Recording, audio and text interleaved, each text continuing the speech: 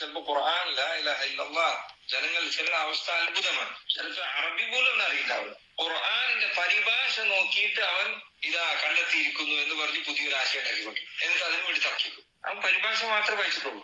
അത് വായിച്ചിട്ട് അവൻ പുതിയൊരു ചിന്താഗതിയും പുതിയൊരു മാർഗവും പുതിയൊരു പലജാതി തഫ്സീർ പറയുന്നുണ്ട്. നിങ്ങൾ ശ്രദ്ധിക്കേണ്ട ഒരു കാലഘട്ടമാണ്. ഏതോ ഒരു തഫ്സീർ പുതിയ ദിക്റാണോ എന്താണ് പേര്. ഇതേപോലെയാണ് ഓരോരുത്തരും അവനവന്റെ തോന്നലിനനുസരിച്ച് ഖുർആൻ വ്യാഖ്യാനിക്കാം. ചില ആളുകൾ നിസ്കാരം 3 റക്അത്താണെന്ന് പറഞ്ഞതുപോലെ.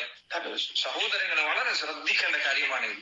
നമ്മുടെ മുഹമ്മദ് അമാനി മൗലവി റഹിമഹുല്ലാഹ് അദ്ദേഹത്തിന്റെ തഫ്സീർ രചിച്ചിട്ടുള്ളത് ചില അപാകതകൾ, അബദ്ധങ്ങള്, മാനുഷികമായ ചില പോരായ്മകള് അതൊക്കെ ആർക്കും സംഭവിക്കാവുന്നതാണ്. CN അഹമ്മദ് മൗലവി തഫ്സീറിൽ എന്തുണ്ട്? വ്യതിയാനമുണ്ട്. അതിൽ മോചിതത്തുള്ള നിഷേധിക്കുന്ന പ്രവണതയുണ്ട്. അതിൽ അഹ്ലു സുന്നത്ത് വൽ ജമാഅത്തിന്റെ നിലപാടുകൾക്കെതിരെയുള്ള നിലപാടുകൾ വരുന്നുണ്ട്. ഒന്ന്, വിശുദ്ധ ഖുർആനിൽ തിരുമറി നടത്തി ഖുർആൻ ആയത്ത് എങ്ങനെ ഓതുന്നു, ആ ആയത്തിന് ലോകത്ത് ഒരു മുഫസ്സിറും പറഞ്ഞിട്ടില്ലാത്ത, അഹ്ലു സുന്നയുടെ ഒരു പണ്ഡിതനും വെച്ചിട്ടില്ലാത്ത സ്വന്തമായ അർത്ഥമുണ്ടാക്കി വെക്കുന്നു. അതാണ് ചെയ്തത്.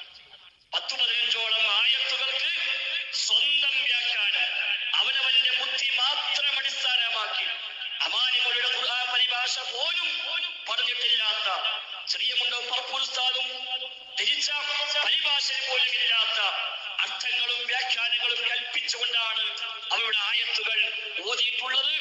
അവരുടെ ബുദ്ധി കൊണ്ടൊന്ന് അളന്നു ഖുർആനിലെ ഓരോ കാര്യങ്ങളും ഇങ്ങനെ അളന്നു. അപ്പൊ ഒരു മൗലവിക്ക് തോന്നി ഇതിൽ ഈ മുഴുസത്ത് ഇങ്ങനെ അംഗീകരിക്കാൻ പറ്റൂല.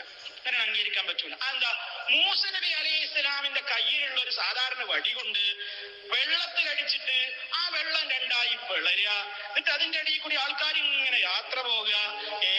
അതൊന്നും എന്റെ ബുദ്ധിക്ക് യോജിക്കൂല. എനിക്ക് അങ്ങനെ ഉണ്ടല്ലോ ഇപ്പൊ ചില ആൾക്കാര്. മുഹമ്മദ് അമാനി മൗലവിയുടെ ഖുർആൻ വിവരണം സഹോദരങ്ങൾ നിങ്ങൾക്ക് അറിയൂ. അമാനി മൗലവി പരിഭാഷ എവിടുന്നാ തുടങ്ങിയത്? മുഹമ്മദ് അമാനി മൗലവി പരിഭാഷ ചെയ്താ തുടങ്ങിയത് എവിടുന്നാന്ന് അറിയൂ? സൂറത്തുൽ ഇഖ്ലാസിന്റെ അവിടുന്ന് മേലക്കല്ല, സൂറത്തുൽ ഫാത്തിഹന്റെ അവിടുന്ന് താഴെക്കുമല്ല, അൽ കഹ്ഫിന്റെ അവിടുന്ന് തുടങ്ങിയത്. എന്താണ് അതിന്റെ കാരണം? അമാനി മൗലവിയുടെ പരിഭാഷയുടെ ചരിത്രവും പരിഭാഷ വായിച്ചു എന്താ കാരണം എന്നറിയുന്ന കാരണം, അതായത് അന്നത്തെ വളരെ പ്രഗത്ഭനായിരുന്ന ഇസ്ലാമിനെ അങ്ങേയറ്റം സ്നേഹിച്ചൊരു പണ്ഡിതനായിരുന്നു CN അഹമ്മദ് മൗലവി.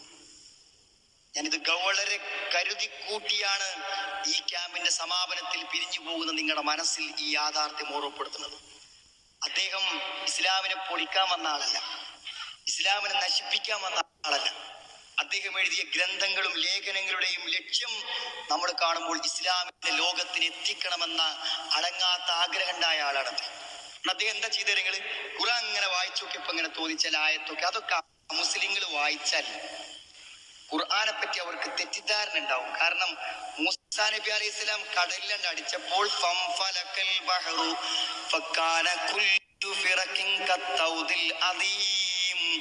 കടല് പിളന്നു, എന്നിട്ട് മണലും മണ്ണും നിൽക്കുന്ന പോലെ വെള്ളം നിന്നു എന്നിപ്പോ ഒരു അമുസ്ലിം വായിച്ചാൽ ഖുർആനെ പറ്റി തെറ്റിദ്ധാരണ ഉണ്ടാവില്ല അദ്ദേഹത്തിന്. അത് തീർക്കണമെന്നാണ് അദ്ദേഹം വിചാരിച്ചത്. ഖബറിൽ ശിക്ഷ ഉണ്ട് എന്ന് പറഞ്ഞാൽ ആരാ വിശ്വസിക്കുക? മനുഷ്യൻ ദ്രവിച്ച് അടങ്ങിപ്പോകുന്ന ഖബറിൽ ശിക്ഷ ഉണ്ടെന്ന് വ്യാഖ്യാനിക്കേണ്ടത്, വിശദീകരിക്കേണ്ട സഹോദരങ്ങളെ. സുലൈമാൻ നബി എന്ന മഹാനായ ഒരു പ്രവാചകൻ ഉറുമ്പുകളോട് വർത്താനം പറഞ്ഞു എന്ന് അറിഞ്ഞാൽ ഇതൊരു അന്ധവിശ്വാസത്തിന്റെ ഗ്രന്ഥാന്ന് ആൾക്കാർ വിചാരിക്കുന്നു. അദ്ദേഹം അതിനൊക്കെ സുന്ദരമായി വ്യാഖ്യാനിച്ചു. വേലിയിറക്കുണ്ടായപ്പോ മൂസാ നബി പരിചയസമ്പന്നനായ ആട്ടിടയൻ വടിയും കുത്തി അങ്ങനെ ഉണ്ട് കടന്നുപോയി. അല്ലേ? കേൾക്കുമ്പോൾ എന്ത് മനോഹരമാണ്. ഏത് ബുദ്ധിക്കും ഉൾക്കൊള്ളാം. നമ്ലത്ത് എന്ന് പറഞ്ഞാൽ ഉറുമ്പല്ല, അതൊരു ഗോത്രവർഗക്കാരിയാണ്. ആ ഖുർആൻ വിവരണത്തിൽ ഉണ്ണി എന്ന പേരിലോ ഇല്ല എന്ന പേരിലോ ഒക്കെ അതുമായി ബന്ധപ്പെട്ട ഒരുപാട് ചർച്ചകൾ പല രംഗത്ത് വരാറുണ്ട്. എന്നാൽ അദ്ദേഹത്തിന്റെ ഒരു മകൻ ആ ഖുർആൻ പരിഭാഷയെ ഇപ്പോൾ തിരുത്തിക്കൊണ്ടിരിക്കുകയാണ്. ആ ഖുർആൻ വ്യാഖ്യാന ഗ്രന്ഥത്തെ ഇപ്പോൾ തിരുത്തി എഴുതിക്കൊണ്ടിരിക്കുകയാണ്. മറ്റൊരു ഭാഷ പറഞ്ഞ പൊളിച്ചെഴുതിക്കൊണ്ടിരിക്കുകയാണ്. ആര്? അമാനിമോരുടെ സ്വന്തം മകൻ. എന്തിന്റെ പേരില്? സലഫിയത്തിന്റെ പേരില്. ഈ 99 ഇറക്കം ചെയ്തിരിക്കുന്ന സലഫിയത്തിന്റെ പേരില്. പക്ഷേ ചില അബദ്ധങ്ങൾ സംഭവിച്ചിട്ടാണ്, ആർക്കും സംഭവിക്കാവുന്ന അബദ്ധങ്ങൾ മാത്രമേ ഉള്ളൂ. അപ്പോ ആ ഈ തഫ്സീറിന്റെ തത്വം. എന്നിട്ട് പിന്നെ ഇത് ചോദ്യം ചോദിച്ചപ്പോ പറയാ ഇവര് ഖുർആൻ നിഷേധികളാണ്, ഖുർആനോട് വിരോധമാണ്. ഇവിടുത്തെ കയ്യിട്ട് പിന്നെ പോയിട്ട് പ്രസംഗം അതിന് ഹെഡിങ് എന്തായോ ഇഷ്ടക്കാരെ എന്താ ഖുർആനോട് അലർജി. അപ്പൊ എന്താ അലർജി? ഓരോ അർത്ഥം സ്വീകരിക്കാത്തത് കൊണ്ട്. അവര് വെച്ച അർത്ഥം സ്വീകരിച്ചിട്ടില്ല. അതുകൊണ്ട് അതാണ് CH മുസ്തഫ കോടി കാണിക്കുന്നത്. ആയത്തോടുന്ന അർത്ഥം വെക്ക് ഉദയത്ത് വളർക്കണ്ട, പകരം അൽമാരി മേശ കൊടുത്താൽ മതി. അർത്ഥാപ്പത് ഖുർആൻ ആയത്തോടുമ്പോൾ പറയാ ഉദയത്തൊന്നുമില്ല, അതിന് പകരം പാവപ്പെട്ടവർക്ക് അലമാര, സെൽഫ്, ടേബിൾ, ചെയർ ഇതൊക്കെ വാങ്ങിക്കൊടുത്താൽ മതി. ഖുർആൻ പറയുന്നു എന്നാണ്. ഇത് ശരിയല്ല പറഞ്ഞോ? കണ്ടോ, ഖുർആൻ പറഞ്ഞ സ്വീകരിക്കുന്നില്ല. ആ ഖുർആനിനെയും ഹദീസിനെയും ഒരു ഭാഗത്ത് അങ്ങനെ നിവർത്തി വെച്ചിട്ട് ഒരു ഡിക്ഷണറി വെച്ചിട്ടാണോ അതിനെ നമ്മൾ മനസ്സിലാക്കേണ്ടത്? ഖുർആനിന്റെ ആയത്ത് എങ്ങനെയാണ് നമ്മൾ മനസ്സിലാക്കേണ്ടത്? ഹദീസുകൾ എങ്ങനെയാണ് നമ്മൾ മനസ്സിലാക്കേണ്ടത്? അതേതെങ്കിലും ഒരു പരിഭാഷ നോക്കിയിട്ട് പഠിക്കേണ്ടതല്ല. ചില ആളുകൾ പറയും ഈ ഖുർആനില് കിതാബ് അല്ല ഹദീസിന്റെ ഗ്രന്ഥങ്ങളിൽ കിതാബ് തഫ്സീർ എന്ന് പറഞ്ഞ അധ്യായം ഉണ്ടാവും, അതിനാകെ കുറച്ച് ആയത്തുകളെ തഫ്സീറിലുള്ളൂ, ബാക്കി ആയത്തൊക്കെ സ്വന്തം വ്യാഖ്യാനിക്കാനാണ് സുല്ലമി പറയുന്നത്. അപ്പോൾ ചില മനുഷ്യന്മാര് അമാനി പരിഭാഷ പണ്ട് വായിച്ചിട്ട് ഇപ്പൊ അമാനി പരിഭാഷ എടുത്തു ഖുർആൻ വായിക്കുക, മൂപ്പരാக അർത്ഥം വെക്കുക. അമാനി പരിഭാഷ വായിച്ച ബുദ്ധിമുട്ട്, അമാനി പരിഭാഷ ഉള്ളത് മൂപ്പര ബുദ്ധി കൊള്ളില്ല.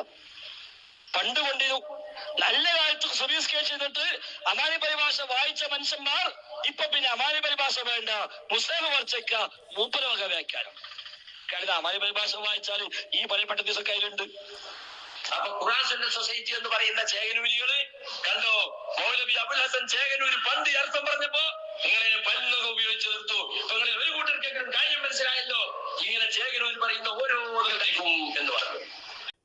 ഒരു സമ്മേളനത്തിന് കഴിഞ്ഞാഴ്ച വള്ളിയില്ല പുള്ളിയില്ല അർത്ഥമില്ല വേറെയുമില്ല, ഒക്കെ തെറ്റിച്ചാവും, ഒക്കെ അവനാന്റെ ഇച്ഛയാ കൊടുത്തത്. വിശുദ്ധ ഖുർആന്റെ പുതിയ അർത്ഥവും വ്യാഖ്യാനം കൊടുത്തിട്ട് മുസ്ലിങ്ങളെ പഠിപ്പിക്കാനാണ് അത്രേ. അതിൽ നിന്ന് ചിലതൊന്നും കൊടുത്താൽ ഓർക്ക് ചിലപ്പോ പെട്ടെന്ന് വിരോധം തോന്നിയാലോ ഇസ്ലാമിനോട്. അതുകൊണ്ട് അതൊക്കെ ഞങ്ങൾ ഒഴിവാക്കി. കഴിഞ്ഞ ആഴ്ച സമ്മേളനമാണ്, ഒരു സ്റ്റേറ്റ് സമ്മേളനം. ആളെ പേരും അർത്ഥമൊന്നും ഞാൻ പറയില്ല, ആ പരിഭാഷ വാങ്ങി വായിച്ചു. ഒരു തലയും മാറില്ല, ഒരൊറ്റ കുട്ടി കൈകൊണ്ട് തൊട്ട് വരുന്ന ആ സാധനം അത്ര അപകടകാരിയാണ്. സൂറത്ത് ഫാത്തിഹ പോലും അല്ലാഹു റസൂലും പഠിപ്പിച്ച പോലെ എല്ലാം അർത്ഥം കൊടുത്ത് പരിശോധിച്ചു നോക്കിങ്ങളെ. അത്ര അപകടം പിടിച്ചൊരു പരിഭാഷ, മനസ്സിലായോ? ഞാൻ അതിന്റെ ചില ഭാഗം വായിച്ചിട്ട് സത്യമാണ്, അല്ലാഹു ആണ്, അത് മാത്രം പ്രസംഗിച്ചാൽ പോലും എന്റെ വികാരം തീരില്ല ഇവിടെ. അത്ര മോശമായ രൂപത്തിലാണ് സൂറത്ത് ബഖറയിലെ ചില ആയത്തുകൾക്കൊക്കെ. അള്ളാഹ് സംഭവിക്കുന്നു പറഞ്ഞാൽ സംഭവിക്കില്ല, ഇങ്ങനെയാണെന്ന് പറഞ്ഞാൽ ഉണ്ടായിട്ടില്ല. അള്ളാഹ് ഉണ്ടായി എന്ന് പറയാ, ഉണ്ടായിട്ടില്ല എന്ന് പറയാം. അള്ളാഹ് അങ്ങനെ ബാധിക്കും പറയാം, ഉണ്ടായിട്ടില്ല. അങ്ങനെ അള്ളാഹ് പറഞ്ഞതിന് നേരെ എതിര് പറയാൻ എന്തിനാണോ ഒരു മലയാള പരിഭാഷ? മറുപടി കൊടുത്തുകൊണ്ട് അബ്ദുറഹ്മാൻ സലഫി അള്ളാഹുവിന്റെ കൈ, കാല്, കണ്ണ്. അപ്പൊ നമ്മളാളില്ല എത്തിനാ ഇയാൾ ഈ കയ്യും കാലും പറഞ്ഞ് എത്തിനാ അള്ളാന്റെ കൈ, അള്ളാന്റെ കാല് കണ്ടിട്ട് ഇങ്ങനെ പറയാൻ പോണ് എന്ന് പറയുന്ന ഒരു കൂട്ടര് നമ്മളിലുണ്ടായിരുന്നു. അന്ന് നിർത്തിവെച്ചിരുന്നെങ്കിലോ നമുക്ക് വിഷയം പഠിയോ? ജാഹിലുകൾ ഔദ്യോഗികമായി ഇറക്കിയത് രണ്ട് ഖുർആൻ പരിഭാഷ. ഈ മുജാഹിദ് പ്രസ്ഥാനം അമീബ മുറിയും പോലെ മുറിഞ്ഞു ദിവസം ചെറുതായി വരുന്നതും ജനങ്ങളുടെ മുമ്പിൽ അവഹേളിക്കപ്പെടുന്നതും അവഹേളിക്കുന്നതും എന്തുകൊണ്ട് എന്ന് ചോദിച്ചാൽ, കഴിഞ്ഞ 14 വർഷമായിട്ട് ഞാൻ ഇവരോട് പറയുന്നുണ്ട്, നിങ്ങളെ നശിപ്പിച്ചത് നിങ്ങളുടെ കയ്യിലുള്ള ദാസ് ക്യാപിറ്റൽ, കമ്മ്യൂണിസ്റ്റ് പ്രസ്ഥാനത്തിന് എന്താണോ ദാസ് ക്യാപിറ്റൽ എന്നതുപോലെ അല്ല, അതിനേക്കാൾ കൂടുതൽ പരിശുദ്ധ ഖുർആൻ ലൗഹിൽ മഹ്ഫൂദിനേക്കാൾ പരിശുദ്ധമായി നിങ്ങൾ കാണുന്ന നിങ്ങളുടെ ഈ അമാനി മൗലവിയുടെ തഫ്സീർ എന്ന് പറയുന്ന ഈ ചവർ ഗ്രന്ഥമാണ് എന്ന് 14 വർഷമായി ഞാൻ നിങ്ങളോട് പറയുന്നു.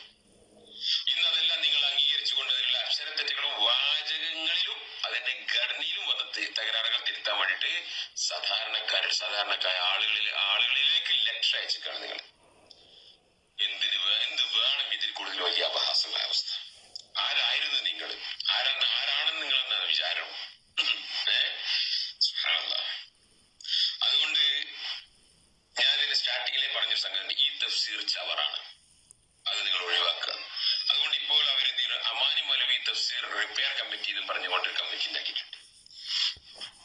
തുറന്ന് പറഞ്ഞത് മക്കളെ, നിങ്ങളെ കൊണ്ട് ഇത് റിപ്പയർ ചെയ്യാൻ കഴിയില്ല, കാരണം വളവ് മോന്തായത്തിനാണ്. ഇതിന്റെ പ്രശ്നം ലുത്ഫയിലാണ്, ഈ തഫ്സീർ എഴുതപ്പെട്ട ഉസൂലിലാണ് ഇതിന്റെ പ്രശ്നം. അതുകൊണ്ട് നിങ്ങളെ കൊണ്ട് നന്നാക്കാൻ കഴിയില്ല. അമാനി മൗലവിന്റെ മകൻ കരീം അമാനി കുറെ ശ്രമിച്ചു, അത്ര അവസാനം കൈയൊഴിഞ്ഞു എന്ന് ഞാൻ കേട്ടിട്ടുണ്ട്. ഇനി അദ്ദേഹത്തിനെ കൂടെ ഈ കമ്മിറ്റി ചേർത്തിട്ടുണ്ടോ എന്ന് എനിക്കറിയില്ല, അള്ളാഹു. അദ്ദേഹത്തിന്റെ അമാനി തഫ്സീർ റിപ്പയർ ചെയ്യാൻ വേണ്ടിയിട്ട് മകൻ കുറെ ശ്രമിച്ചിരുന്നു, കരീം അമാനി. അവസാനം കഴിയില്ല, നടക്കില്ല എന്ന് അദ്ദേഹം പറഞ്ഞതായിട്ട് ഞങ്ങൾക്ക് നേരിട്ടല്ല മറ്റാളുകളിലൂടെ അറിഞ്ഞിട്ടുണ്ട്, അള്ളാഹു.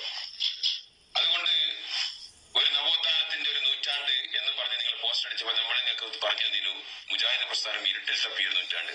വാസ്തവത്തിൽ നിങ്ങൾ ഇരുട്ടിൽ തപ്പുകയായിരുന്നു മാത്രമല്ല ഇപ്പോഴും നിങ്ങൾ തപ്പുകയാണ്. ഇപ്പോഴും നിങ്ങൾ ചെയ്യുന്നത് മുഴുവൻ മണ്ടത്തരാണ്. ഈ ചോദ്യം ഇതിൽ തെറ്റ് കണ്ടുപിടിക്കാൻ ജനങ്ങളെ അല്ല ഏൽപ്പിക്കേണ്ടത്. നിങ്ങളെ പണ്ഡിതന്മാരാണത് കണ്ടുപിടിച്ച്. 57 വർഷമായോടെ ഈ തഫ്സീർ ഇറങ്ങിയിട്ട്. 1964 അതിന്റെ 1-ാം വാളി ഇറങ്ങിയത്. 57 വർഷം ജനങ്ങൾ മുമ്പിൽ ജനങ്ങൾ 2 തലമുറ ജനങ്ങൾ വായിച്ചിട്ട്, വായിക്കുന്ന തലമുറയുടെ 2 തലമുറ വായിച്ചിട്ട് ഇനി നിങ്ങൾ അതിലെ തെറ്റും അബദ്ധവും ഒക്കെ ചോദിച്ചു വരാന്ന് വെച്ചാൽ ഷെയിം അപ്പോണിയും നാണക്കേടത്. അതുകൊണ്ട് ഈ തഫ്സീർ നിങ്ങളെ കൊണ്ട് റിപ്പയർ ചെയ്യാൻ പറ്റില്ല. നിങ്ങൾക്ക് ചെയ്യാൻ പറ്റുന്ന ഒറ്റ കാര്യങ്ങളും നല്ലൊരു ഈ തഫ്സീർ എല്ലാം തിരിച്ചു വാങ്ങിക്കുക, പൈസ തിരിച്ചു കൊടുക്കുക, നല്ല കുഴി കൊത്തിയിട്ട് കുഴിച്ചിടുക, അല്ലെങ്കിൽ കൂട്ടിയിട്ട് കുറച്ച് പെട്രോളോ മണ്ണെണ്ണ ഭാഗത്ത് തീ കൊടുത്ത് കത്തിച്ചു കളയും. എന്തുകൊണ്ട് പറഞ്ഞുതരാം. ഈ തഫ്സീർ നിങ്ങളിൽ ഉണ്ടാക്കിയിട്ടുള്ള നിഷ്കളങ്കമായ ഒരു കിബർ നിങ്ങളുടെ എല്ലാവരുടെ മനസ്സിൽ, നിഷ്കളങ്കമായ ഒരു കിബർ. അത് ആര് പറഞ്ഞാണെങ്കിൽ കേൾക്കില്ല. ഞങ്ങളെ ഉലമാക്കളുടെ മേലൊരു ഉലമാക്കളില്ല എന്നൊരു കിബർ നിങ്ങളുടെ എല്ലാവരുടെ മനസ്സിലും. ഞങ്ങളുടെ മാനി മൗലവി, മൂസ മൗലവി, ടി പി മൗലവി, കെ പി മൗലവി, പിന്നെ SP മൗലവി, CP മൗലവി, ഇതേമാതിരി കുറെ ഇംഗ്ലീഷ് അക്ഷരത്തിൽ അറിയുന്ന കുറെ മൗലവിമാരും. ഇവരൊക്കെ ആരെയാ? ഈ നാട്ടിലുണ്ടായിരുന്ന അറബി മുൻഷികൾ. ഓരെങ്കിൽ കാലിക്കറ്റ് യൂണിവേഴ്സിറ്റിയിലെ ഒരു സെക്യുലർ സൊസൈറ്റിയിലെ, സെക്യുലർ രാഷ്ട്രത്തിലെ, സെക്യുലർ സൊസൈറ്റിയിലെ ഒരു ചവർ സിലബസായ അഫ്ദലുൽ ഉലമ സിലബസ് പാസ്സായി ജോലി കിട്ടും വരെ പഠിച്ചവന്മാര് മാത്രമായിട്ടുള്ള അറബി മുൻഷികൾ. അപ്പൊ നിങ്ങളെ കുറിച്ച് ബോംബെയിൽ ചെന്നിട്ട് ഒരു മുസ്ലിമിനോട് എന്ന് ചോദിച്ചാൽ അറിയോ? അറിയില്ല. മദ്രാസിൽ അറിയോ? ബാംഗ്ലൂരിൽ അറിയോ? ഒരു മുസ്ലിമിനോട്, അവിടെയുള്ള മുജാഹിദിനോട് അറിയാം, പക്ഷെ അവിടെ ഒരു മുസ്ലിമിനോട് അറിയോ? ഇല്ല. നിങ്ങൾ കേരളത്തിൽ പോലും ഒരു ചുക്കുമല്ല. എന്നിട്ടല്ലേ നിങ്ങൾ ഇന്ത്യയിൽ, എന്നിട്ടല്ലേ നിങ്ങൾ ലോകത്ത്.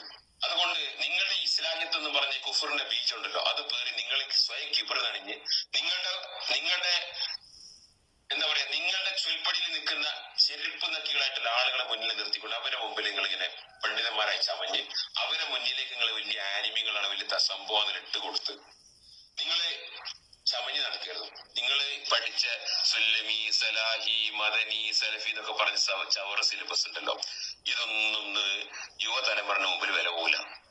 ഞാൻ നിങ്ങളോട് പറയാൻ തുടങ്ങിയ ഒരു സംഗതി എന്താ വെച്ചാൽ, നിങ്ങളുടെ പണ്ഡിതന്മാരെ കുറിച്ചേക്കാൾ കൂടുതൽ പഠിച്ചവന്മാരാണ് ആര്? ഇന്നത്തെ യുവതലമുറ. ഇന്നത്തെ ഡോക്ടർമാരും എഞ്ചിനീയർമാരും അക്കൗണ്ടന്റുമാരും പിന്നെ പ്രൊഫഷണൽസും കമ്പ്യൂട്ടർ എഞ്ചിനീയർമാരും ഒക്കെ ഇൽമെന്ന് നിങ്ങളെ പണ്ഡിതന്മാരെക്കാൾ കൂടുതൽ പഠിച്ചവന്മാരാ. അതുകൊണ്ട് നിങ്ങളുടെ ആ കുത്തബയും ക്ലാസ്സും ഒന്നും ഇനി വരപ്പോല. ഈ അമാനി വലുവിന്റെ തഫ്സീർ നോക്കിയിട്ട് അറബി അറിയുന്നവരും അറിയാത്തവരും പഠിച്ചവരും പഠിക്കാത്തവരും മക്കത്ത് പഠിച്ചവരും മദീനത്ത് പഠിച്ചവരും എവിടെ പഠിച്ചവരും അവിടെ അവസാനം ഈ തഫ്സീർ നോക്കിയിട്ടേ പിന്നെ പ്രസംഗിക്കൂ, ഈ തഫ്സീർ നോക്കിയിട്ടേ പിന്നെ ക്ലാസ്സിൽ ഓലെ എങ്ങനെ എഴുതുള്ളൂ. അതുകൊണ്ട് നിങ്ങളാകുന്ന അറബി മനുഷ്യകൾ എഴുതി, നിങ്ങളാകുന്ന അറബി മനുഷ്യകൾ വായിച്ച്, നിങ്ങളാകുന്ന അറബി മനുഷ്യകൾ പ്രസംഗിച്ച്, അത് നിങ്ങളാകുന്ന അറബി മനുഷ്യകൾ കേട്ട് അതൊന്നും ഇനി വരപ്പോവില്ല. എൽമുള്ള അഹ്ലുസുന്നത്തുൽ ജമാഅത്തിന്റെ ഇമാം അഹ്മദിന്റെ ഗ്രന്ഥങ്ങളെ പോലെ, ഇബ്നു തൈമിയ്യയുടെ ഗ്രന്ഥങ്ങളെ പോലെ, മുഹമ്മദ് അബ്ദുൽ വഹാബിന്റെ ഗ്രന്ഥങ്ങളെ പോലെ, ഇമാം നവവിയുടെ ഗ്രന്ഥങ്ങളെ പോലെ, ഇബ്നു കത്തീറിന്റെ ഗ്രന്ഥങ്ങളെ പോലെ, ഖുർത്തുബിയുടെ ഗ്രന്ഥങ്ങളെ പോലെ, ഇതെല്ലാം പല ഭാഷകളിലുണ്ട്, പ്രത്യേകിച്ച് ഇംഗ്ലീഷിൽ. അതിൽ നിന്ന് പഠിച്ചു വരുന്ന തലമുറയുടെ മുമ്പിൽ നിങ്ങളെ കിബറുകളെ കുഴിച്ചു മൂടിയേ പറ്റൂ. ആ കുഴിച്ചു മൂടുന്നത് ഇതിന്റെ സിംബോളിക്കലാണ്. നിങ്ങളുടെ ഈ സർക്കുലർ നിങ്ങൾ സ്വയം കുഴിച്ചു മൂടുകയാണ്. എന്നിട്ട് നിങ്ങൾ യുവതലമുറയോട് ഇൽമ ചോദിക്കുകയാണോ? നിങ്ങള്